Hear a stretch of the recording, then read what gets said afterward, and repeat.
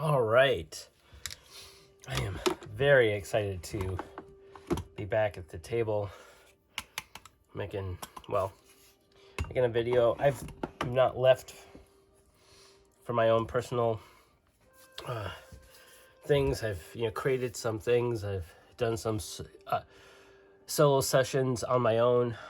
But today I'm going to try something a little bit different. I'm going to go back to Shadowdark, mostly because I kind of miss playing it.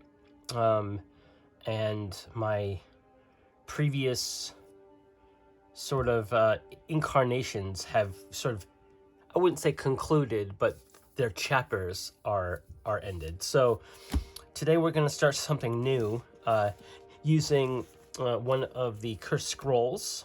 I have created a character. Let's just get my notes out here. Oh, where is it? There it is. I've created a full-on city using the Shadowdark settlement creation rules. If you're unfamiliar with them, they are in the book on page settlement maps on page 134. This page can make all of this happen with some tweaks here and there. I think I used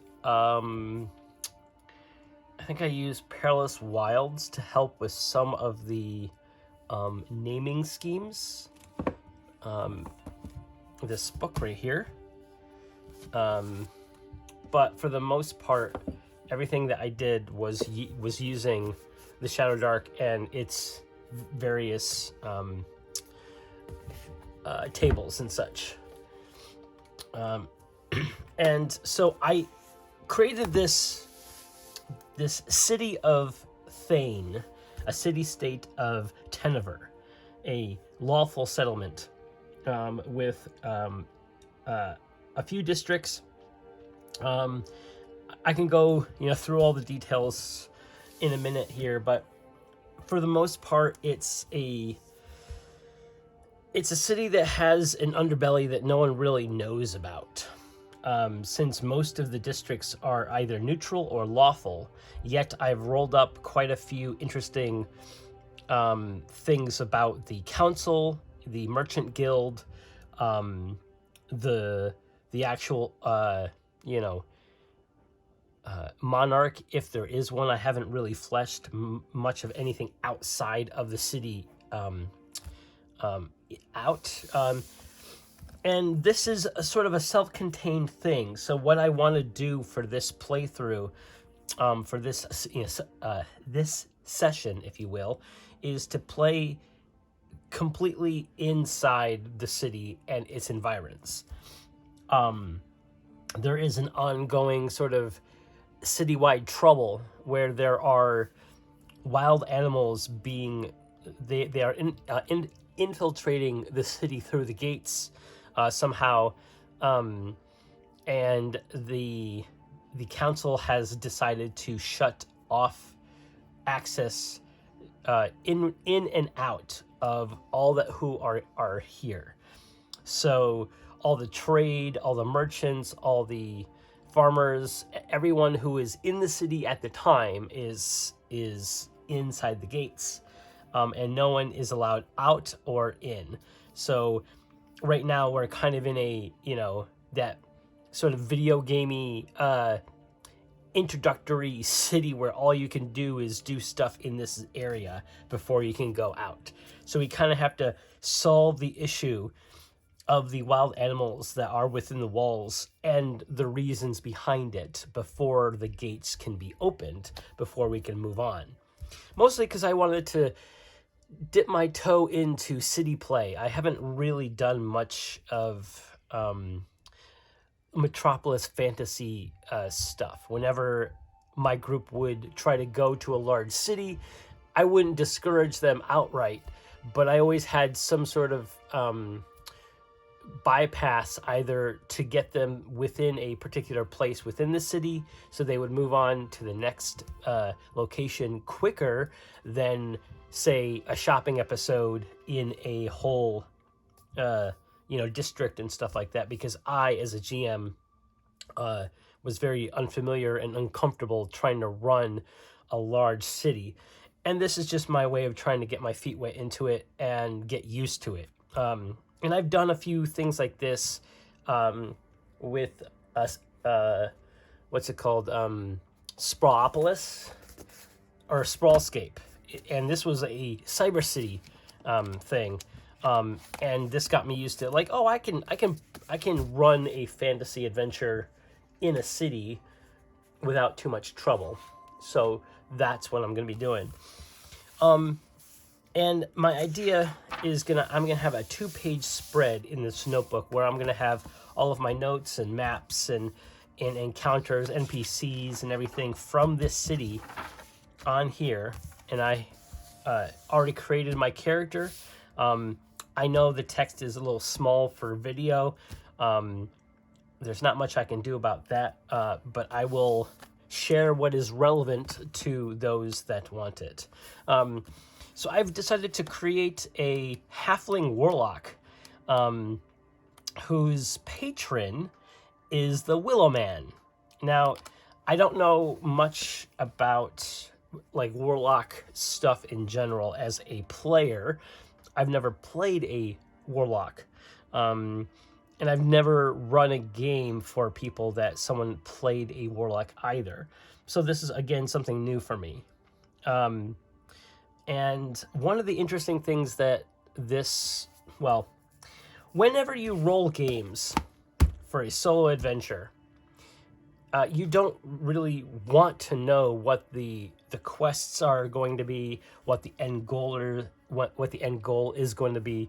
So you want to use the tables, either from the book itself, from supplements, like Unnatural Selection. I used a few of their tables from the oddities and curiosities. I love this table so much, and this supplement came out a little bit ago. I can't remember exactly when, but this has a lot of additional content for the game. This is a third party from let me just look up, from Zane Daniel and Bunny Daniel. I think that's how you pronounce other name. Dungeon Damsel on YouTube, I believe, is their channel. And this is a fantastic source for getting into that more Untamed Wildlands type of feel to it. But I feel like there's an underbelly to the city that I might tap into this supplement as well. But I used various tables to create the characteristics of the city and its problems, and some of the factions as well that made sense. And of course the various locations within the city of note. And in any city this size, in any game, RPG or otherwise, there's going to be more in those areas than what's listed. These are just places of note, and places that the PC would probably hear about as either rumors or directions on the way to something. So everyone knows where the bathhouse is in the castle district. Everyone knows that there's a mysterious house in the slums right outside the gate. Stuff like that. But there might be other locations within here, and that's going to be part of this experiment, playthrough, is to see how much of this city I can flesh out through my character. And so, without further ado, let's just introduce my character. Her name is Alma. She's a halfling warlock, and she's the chosen of the Willow Man. She is a neutral outcast of Thane. and she knows common and primordial. So she's an outcast of Thane because of supposed crimes. And I don't know what those are going to be yet. I don't know how I'm going to implement that into her backstory. But she has a few abilities outright because of her ancestry. She is stealthy, so once a day she can go invisible for 3 rounds or roughly 20 seconds. And her patron boon so far, she has once a day she can force a being to make a morale check. So effectively kind of try to scare them away. That's most likely how she's going to use that ability. And then I started her off with an interesting curiosity, a crystal eyeball, where once a day she can briefly read one creature's mind. And whether that mind is going to be useful to her or anything like that, that's just something that she has access to. And she has a crossbow and a dagger. And because this is not going to be a typical dungeon crawling type of scenario, her standard loadout isn't that impressive. So she has leather armor as her clothing. Mostly the armor functions as leather armor, but it's mostly thick, thick cotton, kind of wearing with like a robe over top. She carries a couple torches, a pole, which technically for her is a walking stick as well. And she pockets a side dagger, and some flint and steel for the torch. So she's not really carrying any sort of utility items that might help her in a quote dungeon space. Right now, I haven't really figured out where she is in the city.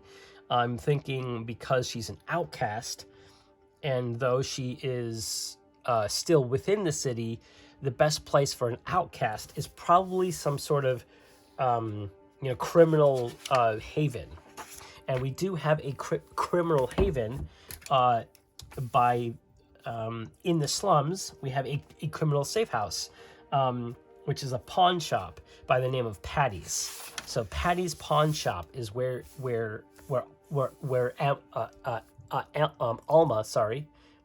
Alma starts. So Patty's Pawn Shop. So this is like a smallish building, right? And I'm just gonna draw like a small building here, with a door and a window here, and a countertop, and with various sundries like all around. But the special thing about this pawn shop is that yes, commoners and various street kids can go there and hawk their wares to to Patty himself. But there is a hatch behind the counter where there is a basement sort of thing, where for a small fee, Patty can basically hide criminals that pay well enough. And being as a person that was ousted from polite society within Thane, like Alma, I believe, had to pay up a certain amount of money up front to come and go as she pleases within this criminal safe house. So I'm going to roll a d6 here, and that's how much gold that she's going to have to give up each week before she has to, well, if she needs money or find money or find someplace else to stay. So let's roll that d6. Okay, so that skull is a 1. So thankfully, she is only going to have to pay a gold a week. So apparently, so I'm going to write down, she had 28, 23, so 22 gold left. So I'm going to write 1 GP per week.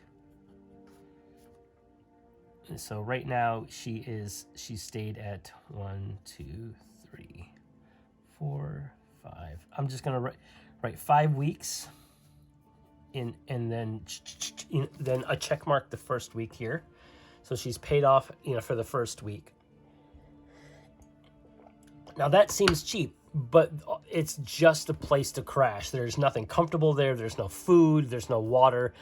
There's literally just it's a hole in the ground that people can crash in to come to and be safe from your prying eyes. That's literally the only thing that she's paying for. She's not paying for comfort. She's not paying for anything else. So she still has to find her own rations. She has to find her own, money and all of that, right? And so I think what we're going to do is I think we're going to start the story with something that's going to happen, right? So I had written that there are various things that are true that everyone knows about the city. So this is something that all residents and all citizens of Thane understand.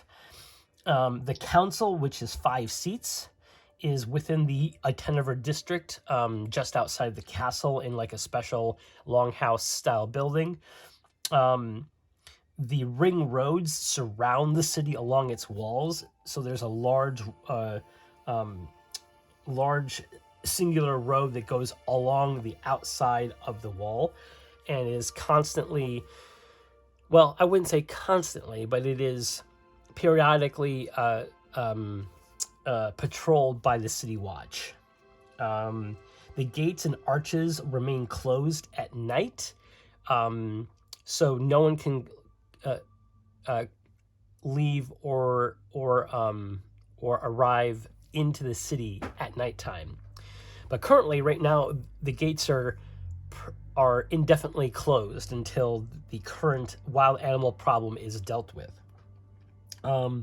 Castle Tennever is known to welcome all, and I wrote a little asterisk next to that, meaning probably there's something more going on to that, because most castles that I've rolled up don't do this. So apparently the castle is very open for people coming and visiting, either maybe tourism or maybe for open town hall type of situations where they allow the citizens of the city to come and talk to the nobles and to those that are in charge. I haven't really decided where that's going to land yet. The City Watch never goes into the slums. And this one's interesting, which is probably why there's a criminal safe house within the slums, because there's not a lot of City Watch traffic that goes in there normally. The City Watch will respond to problems within the slums if it's reported, but they don't patrol too deep into the slums. They will, patrol the outskirts of the main roads, the main arteries of the slums, but they won't patrol within the dark alleys all that much. So the slums seem to be a safe place to go for those that are more of the ne'er-do-well mentality. Thane University is one of a kind. I rolled the university twice on the city generation, and rather than put 2 districts that had a university or one large university, I chose to put more things in the university. So there is a wizard tower, a library, a lecture hall, and a guild hall that is undefined at this moment. So there seems to be a lot of focus on either acquiring knowledge or the art or the study of the arcane. And we can delve into that if the story goes there. Travelers are not allowed in the castle. So though that the castle is welcoming to all, it is welcoming to the citizens and the denizens of the city itself, but the travelers are not allowed inside. The elder, in quotes, runs the university. Who is the elder? I don't know. Is it a wizard? Is it just an old person? Do not know. But this particular person runs the university. Muron the artist is the best. So there is the artisan district over in the southeastern section of the city, and there is I rolled up an artist as a focal point, and whenever an artist, a singular person, is a focus of an entire district, I always felt it was interesting to make that, well, an important person. And so the city has named the artisan district the Muron district. So Muron is, I don't know if it's a singular person as in a name or it's just a family name. But this person's house or location or store is all the way up against the wall. So something tells me that this person is less, maybe not less charismatic, but prefers not to be in the public eye, even though the family name or their name is the district's namesake. And last but not least, about the characteristics of the city knowledge, the City Watch are aggressive. So even though they do not go into the slums, they take their job pretty seriously, and they are quick to use their heavy-handedness in dealing with problems. So that probably means that Alma has had to run away quite a few times, probably.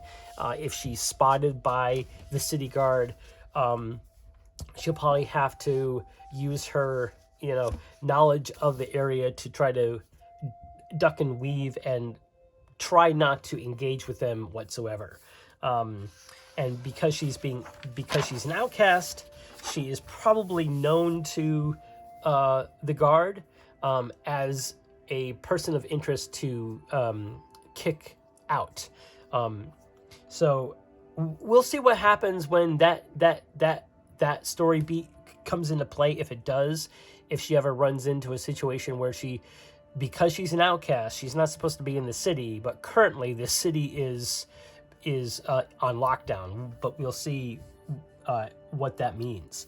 So the general kind of vibe of the city is it is merchant led. So the Council of Five is mostly, merchant guild leaders and their ilk.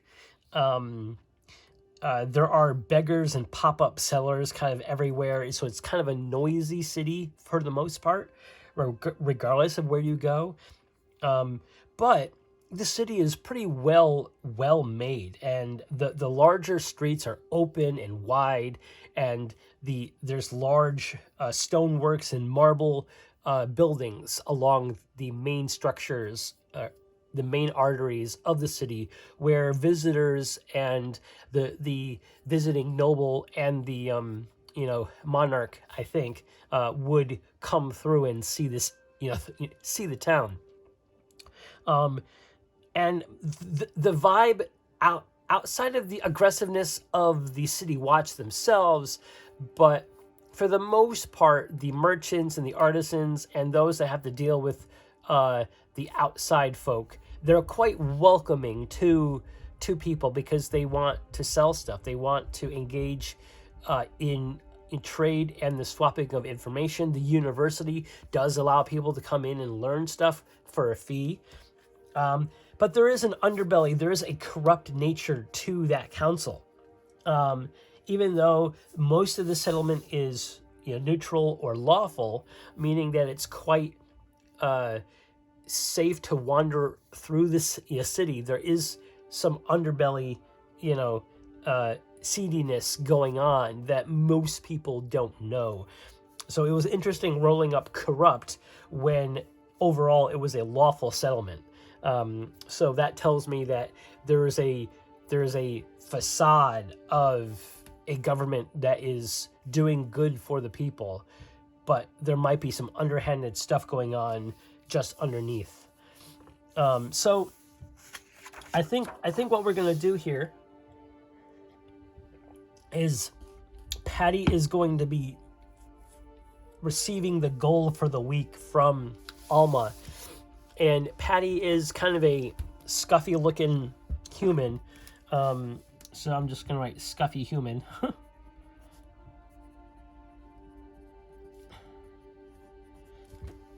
Is a scuffy looking human, kind of raggedy hair and kind of like a burlap tunic type of thing, where it does not look like this person is running a safe house, but it's basically like running a hostel for ne'er-do-wells. And I don't think that Alma feels that she fits in at all. First and foremost, I'm going to ask the Oracle here. This is the first actual official roll of the session, and it's already been like, I don't know, 20 minutes or so. I don't know how long it's been, but just to remind myself, it's a D20 roll. And because I don't know, I think it's just going to be a straight D20 roll, even odds. So was she exiled or outcast because of actual crimes? So that's the yes or no question. So it'll be interesting if it was yes or no, but we will see. So rolled an 8. So actually, so she was not. So her crimes were unfounded. So I'm gonna write that down actually. So that is something of note. So, outcast of Thane, unwarranted, meaning that she did not commit those crimes, but she was still outcast for them. So that is a quest line actually. So I wanted to make a note. Quest ? Why was Alma actually outcast? Now, I think that it might have something to do with her patronage of being a warlock. But up until this game moment, she's been very careful on not utilizing any of her powers or anything. She's been kind of a regular citizen, if you will. In all intents and purposes, she's been a commoner up until this moment, where she's been outcast. So that tells me that this came out of nowhere. So it was unexpected.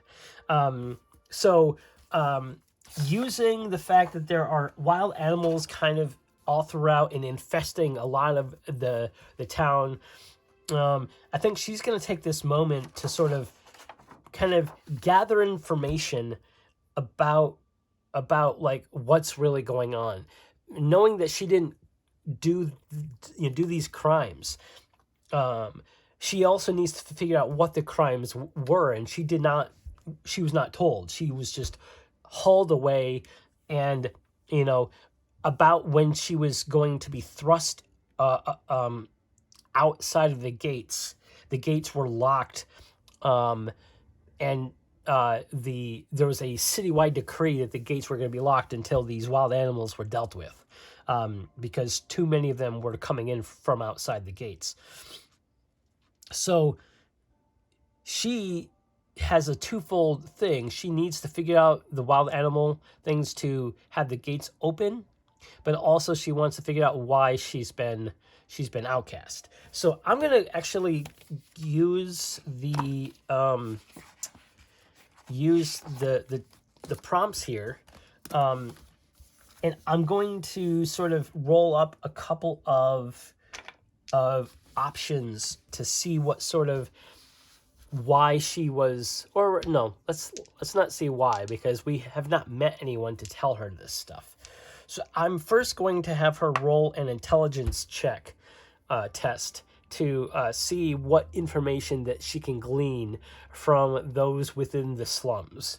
And I'm going to set this DC as a 12 sort of average, but I'm going to tell you right off the gate, this character kind of sucks at a lot of things. Her strength is at a -1. Her dex is at -3. Her con is 18, so that's a +4, which is kind of helpful with being a warlock, which is sort of why I chose warlock. Her intelligence is a -2. Wisdom is a flat roll, and charisma is a 17, so is a +3. So she seems to be able to put on the guise of someone who can talk, but you know, she's not the smartest person, and she's not strong, and she's not nimble. So I'm thinking that her stature, her actual physical stature, is a little on the shorter side, slightly plump, doesn't really exercise, very much. Studied quite a lot, but never really picked up a lot of information quite well. So she kind of looked inward, and she's stout-hearted. So she knows that she can do stuff, and she realized one day that she can read people's minds after finding this eyeball, this glass eye in a I wouldn't say trash bin, but in like a trash heap. It looked interesting, and this was like a day after she was outcast and had to run away, and she found like a small little alcove of a back alley, and this little shiny object in this mound of trash, caught her eye, and she took a look at it, and it was an eyeball that was like a glass eye, and she was holding on to it like, what is this, and then she heard a voice in her head that was not hers, but it was someone who was passing by with somebody in the alleyway, looking down at her, and without speaking, without thinking, that person said, "Ew, that street rat. Let's get out of here." And the character that apparently spoke without moving their mouth, and their partner scuttled away really quickly away from Alma, and that was the moment that she realized that whatever she was holding, like, allowed her to briefly read a creature's mind. So that's where that came from. But in that moment too, something within her sort of welled in, and she felt a little more confident in something, and she couldn't quite place it. And this is the moment that she became the patron of the Willow Man. And so Alma doesn't really truly understand where her powers are actually coming from yet, because she hasn't utilized them all that much. So there's that going for her. So I'm gonna roll an intelligence check of a 12.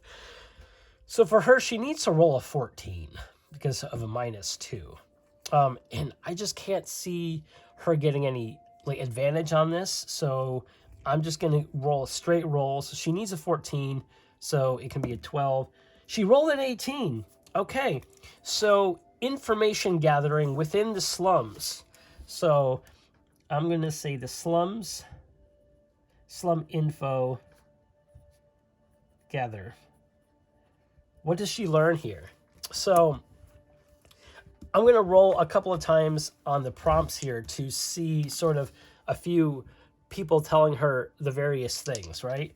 All right, so we got a 6 and a 1. So the skull on these dice is a 1. 6, so we got dismantle. Okay, so we got dismantle. Ugh. I hate when I dyslexically future write. I don't know if you guys do that yourself. Dismantle. When you write and you're saying something out loud, you kind of skip ahead. Dismantle and then 1. Dismantle a fault. I don't like that word. I'm going to do it again. Dismantle 18. Journey. Okay. That makes that for me, I can kind of piece together something. All right. Dismantle journey and one more pair. 15, 13. So we have free and conflict. And also free conflict. Okay. So these are the rumors regarding her outcasting. Okay. So we don't know what these actually mean yet.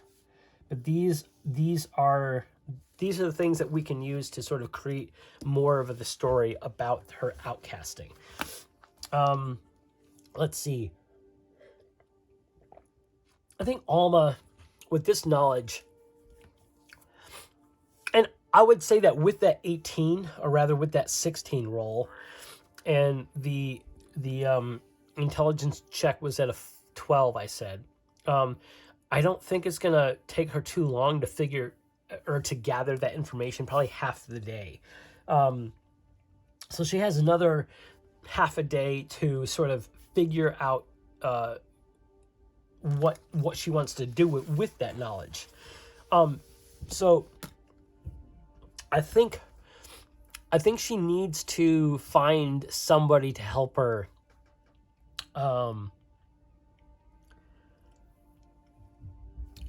let's see. In this moment, RP wise, I'm sort of struggling on what she wants to do. Okay, so let's focus on one of these.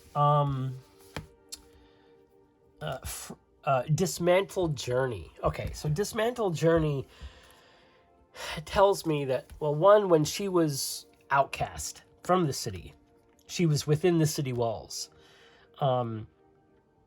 Has Alma ever left the city? I'm going to say that's unlikely. So I'm going to roll 2d20. Then I'm going to take the lowest number, I believe. I'm going to roll the oracle. Yeah. I think it's unlikely. Okay, so we got a 3.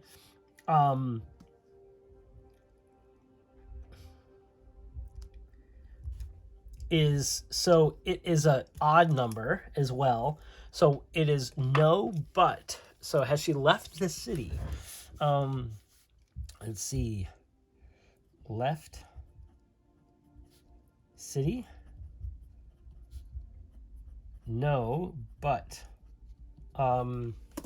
That means that the dismantle journey sort of feels like it's not something. She wasn't on an excursion or anything like that outside the city. And she was probably born and raised here in Thane. You know what? I'm going to ask her. I'm going to ask the Oracle, or rather, I'm going to roll a D. Let's see. 1, 2, 3, 4, 5, 6, 7. There's 8 districts in the city. So I'm going to roll a D8, and the higher the number, the higher she was within the standing. So slums, the low district, which is the Corson district. Then there is the trade district, the artisan district, 2 high districts, and then the university, and then the castle district. 4. So 1, 2, 3, 4. So she was born and raised in the Miron district, the artisan district. Okay, so she comes from, left city. So born, raised. Yep. Within the artisan district. So something tells me here that she was sort of ousted from a position, and she's been ostracized for a perceived crime, which we now know she did not do, within the artisan district.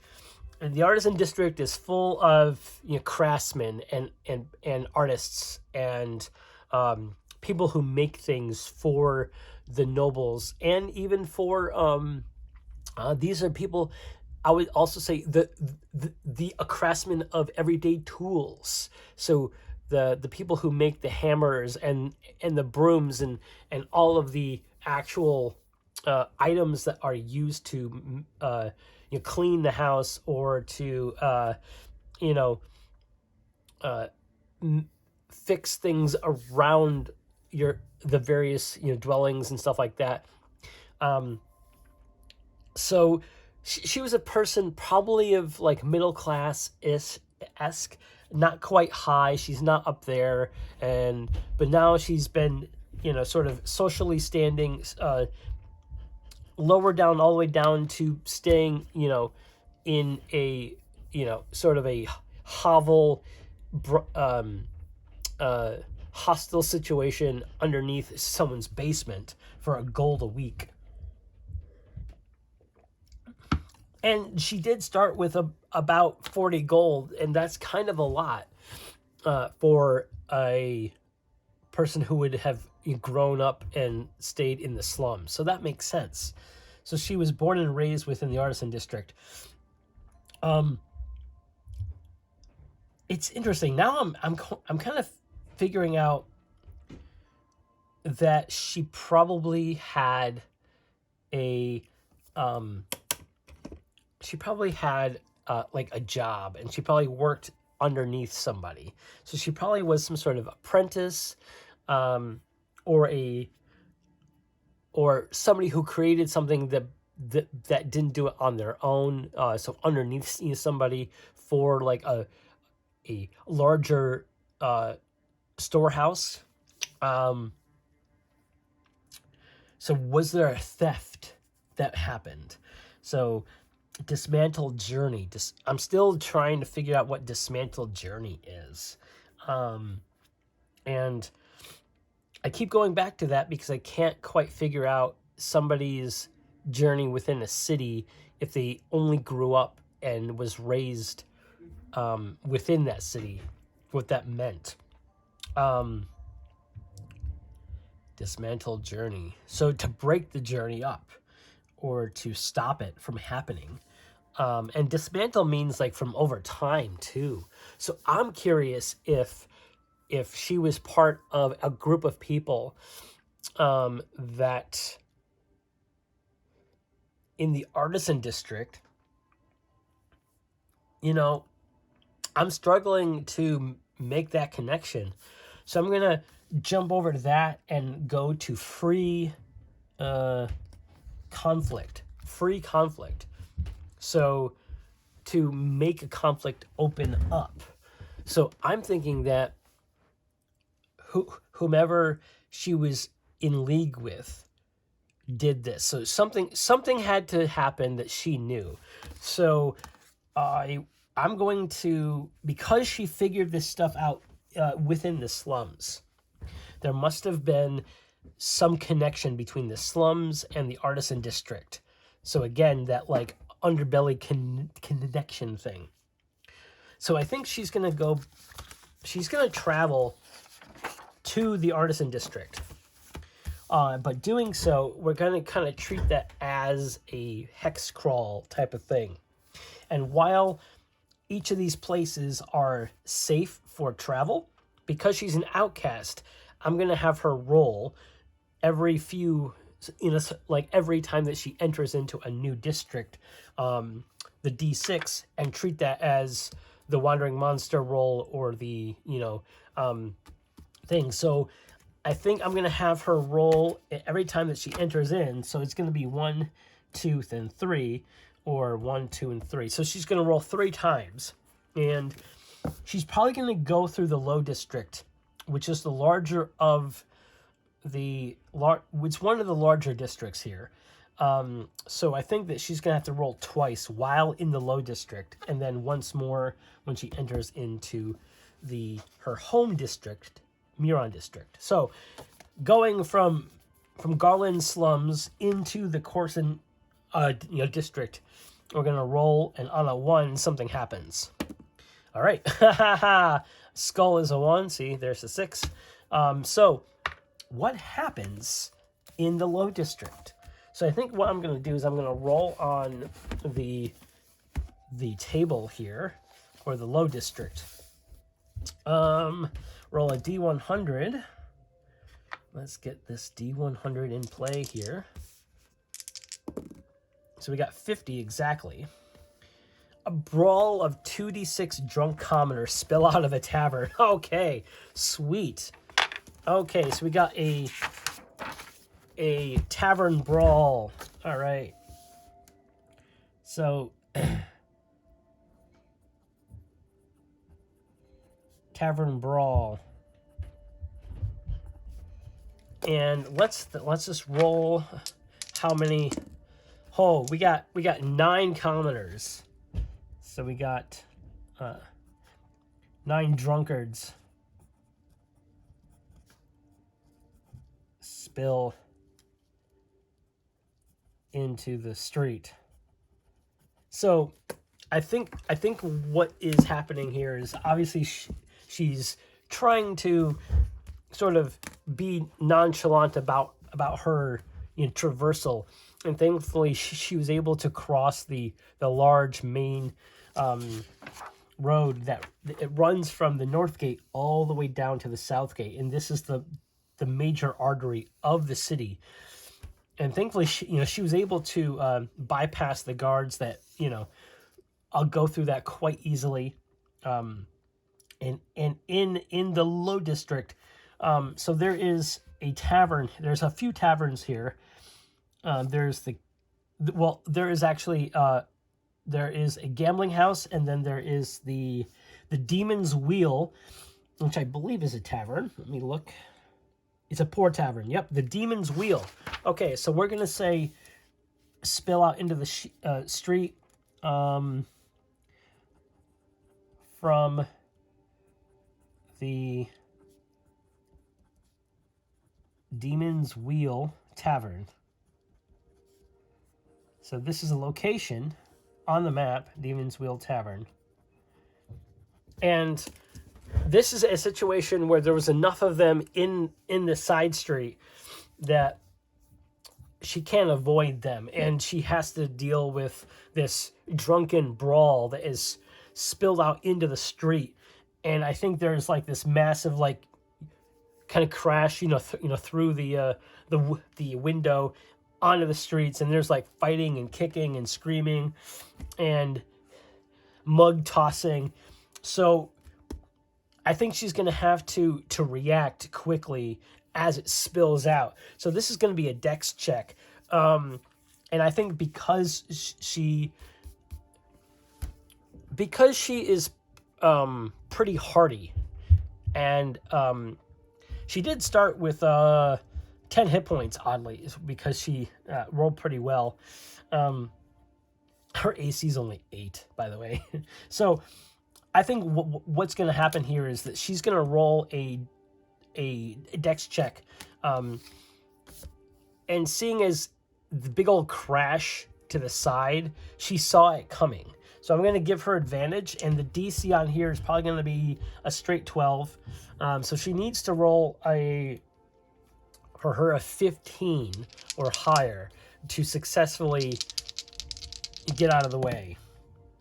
Well, she did not. So she got a 10. That's the highest one.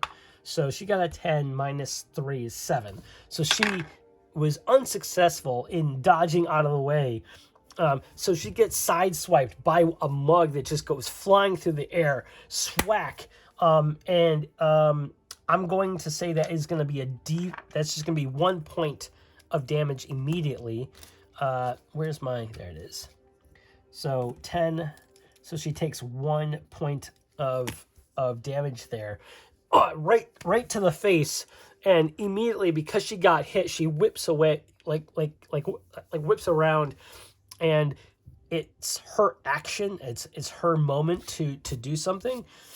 But now she's kind of surrounded by people fighting, so trying to move through, she would probably have to be dexterous or her strength to push through, and she's not good at either one. So she's kind of has to figure something out quickly on the spot. And I'm thinking it's something that she's not really good at, but I think she wants to use the her boon here, just to kind of clear the way. So it says once a day she can force a being to make a morale check. So that is a wisdom 15, I believe. Morale checks are wisdom 15. Yes, DC wisdom 15. So she's going to force them to force the immediate kind of small group right in front of her. I know it says a force of being, but I feel like there are these two individuals fighting together as one cohesive unit, basically. And she kind of holds out her hand and says out loud, "I'm on my way, move." And his odd guttural sort of voice that isn't her own also says that, sort of, "I'm on my way, move," on with her own voice. And they kind of look in fear, and they're making a morale check immediately. So DC 15 for them. They're commoners, which I believe commoners don't really, I think it's just a 10, so they get no bonus whatsoever. In fact, I don't think, I don't remember if they even have stats, to be honest with you. I don't remember at all. I don't think they do. Or there isn't a section that has like a bunch of random like NPC sort of typal basics. So commoners are usually like 10 across the board. They're not good or bad at much anything, so they need a roll of 15, basically. They rolled a 10, so they fail on that DC check. So she used her boon for the day, and so two of them sort of kind of in their terror, they flee and kind of part the crowd a bit, and she's able to move through the crowd easier. So she walks, through the crowd, just outside of the demon's wheel here, looks back at the kerfuffle behind her, rubs her temple where the mug hit her, and there's a little bit of smear of blood, and she wipes it off, and then she keeps going. So that was her first sort of obstacle along the way, and she successfully dealt with that, even though she came out with a little bit of a wound.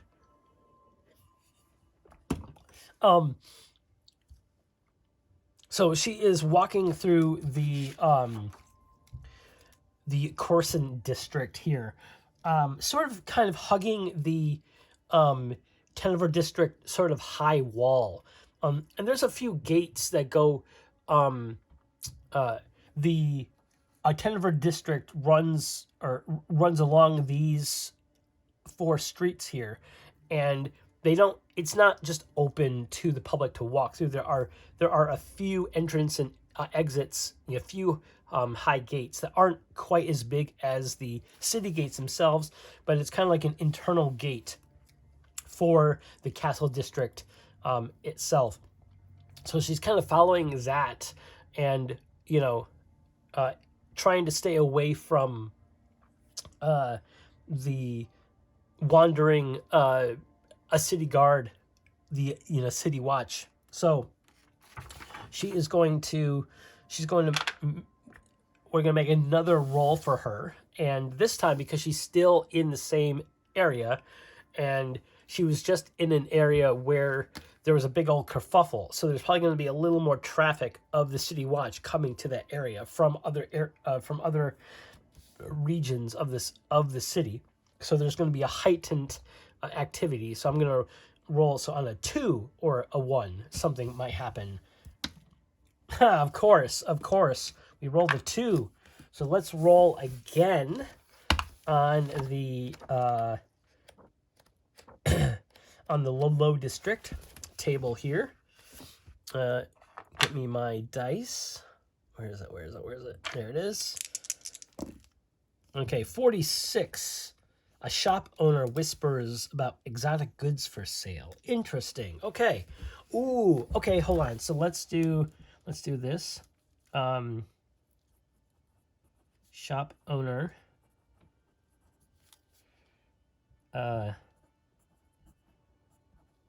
Subtly mentions exotic goods. Okay, interesting. So what does this mean? So this isn't inherently something that will stop her, but I think the narrative is just as this is just as that there is a, I wouldn't say a full garrison, but the city guard, the city watch, is responding to that tavern outbreak, and it probably has spread into other parts of the low district, as well as the fight spread, and especially since that the Alma caused 2 of them to flee, they probably caused more people to be either scared or more heightened. So there's a little more tension going on. So the brawl probably turned into a street riot, right? So there is more activity and more guards running to the area. So even though this shop owner is advertising, like exotic goods, she uses that moment to slyly step into the shop just as the guards go by, and a few more guards go by even after that. So she is inside this shop, feeling like she has to wait it out while things are tempered by the guard. So what is this shop? And it's an exotic goods market. So I'm thinking that that I want to roll up what this shop sells for the most part. And let's see. I'm gonna roll up 1, 2. Let's just roll a d6. It is a human by the name of 11. Mariel. Okay, shop owner. So her name is Mariel. Mariel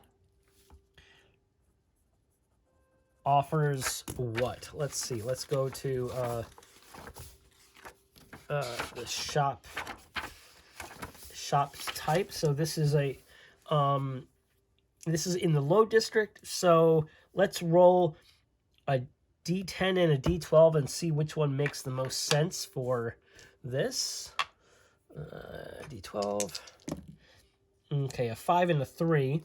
So we got a money lender. And well, let's see. Okay, money lender and 3, a tailor. Okay, so I'm thinking it is a tailor. Offers tailoring. All right. So exotic goods and tailoring, and subtly mentions, meaning that it was probably something that, the Alma going by. Did Mariel spot Alma being subtle? And I'm going to say this is likely. 13, yes, but does not know why she's being subtle. So I think Mariel offers, haha, yes.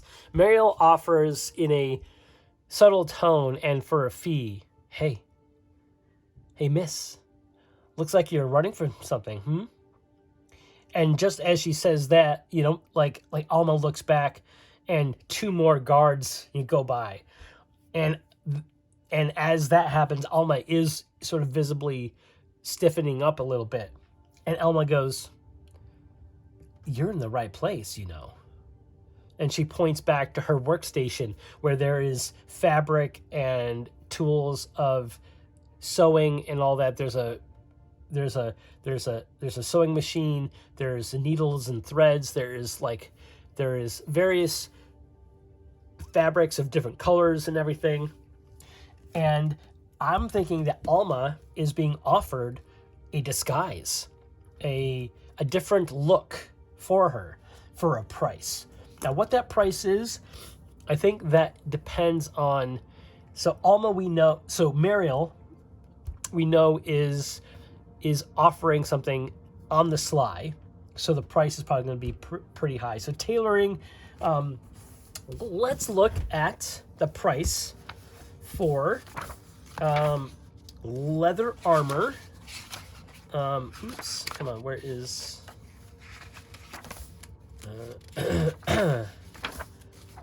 geared. Leather armor is 10 gold. Okay. Leather armor is 10 gold, and I would say something that is nicely made for like a full suit, like a full nice new set of clothing that is well done. I would say that would be like maybe a full gold for like a full suit that looks nice and is well made is full gold. So tailoring 1 GP slash, I'd say that's 10 GP special.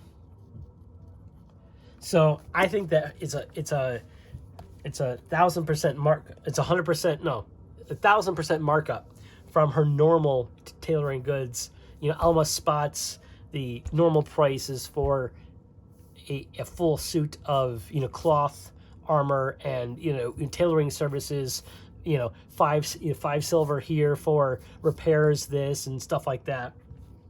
And Alma says, "It's a little steep, isn't it?" And so I feel like this is going to be a bit of a haggling scene, if you will.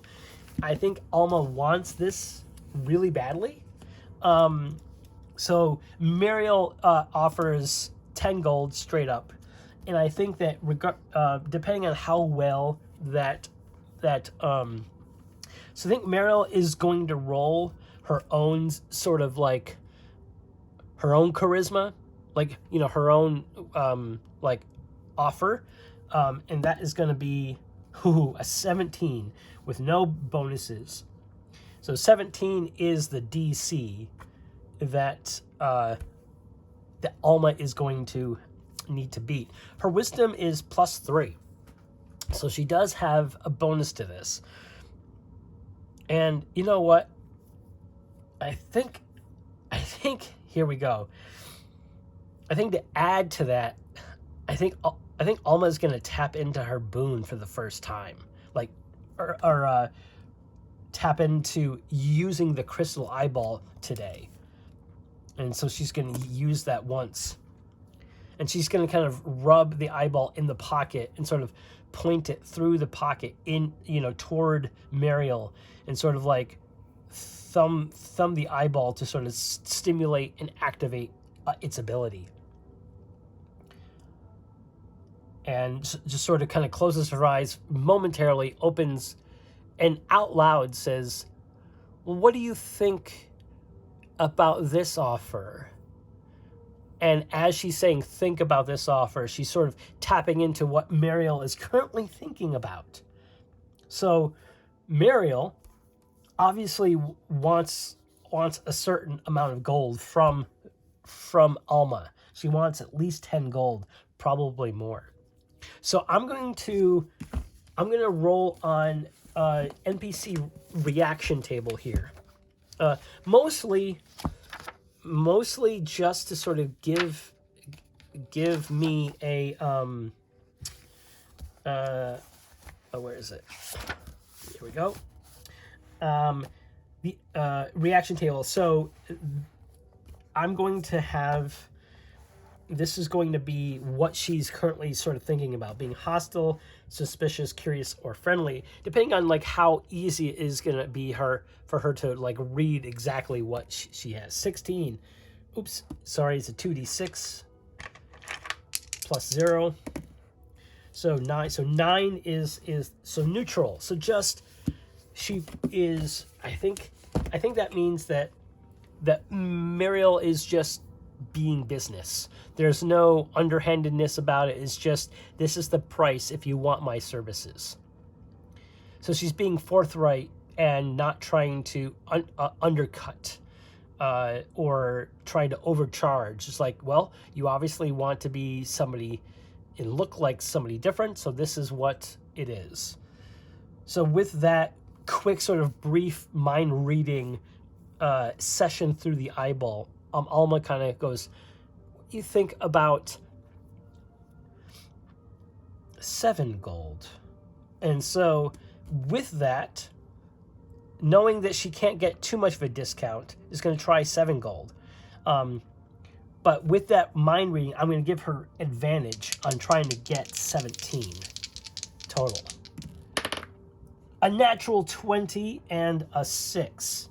So she definitely succeeds in getting her discount. And I would say that Alma says, what do you think about 7? And I tell you that there are people that I have come in contact with that might love your service, and I can send them your way. And Muriel goes, well, for the slight discount of 7 and the promise of more customers does sound appealing to me. Tell you what, let's shake on it. And they shake on it. And so Alma spends 7 gold. She goes from 22 to 15 and has a new outfit. So I'm just going to write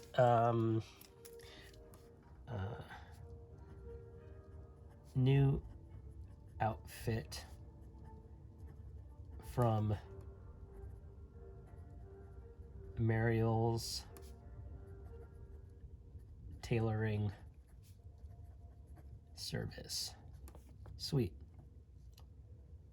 So she has a new outfit from Muriel's tailoring service, and she looks a little more, less ragged, and her clothing is obviously fresh and new. And she was able to get some new cloth shoes to match as well, so she doesn't need to wear her very scuffed outfit that she's been wearing for probably quite a number of days. Being on the streets is not kind to your one outfit that you wear. And with that natural 20, she was able to convince Muriel to help her on the promise of new customers. And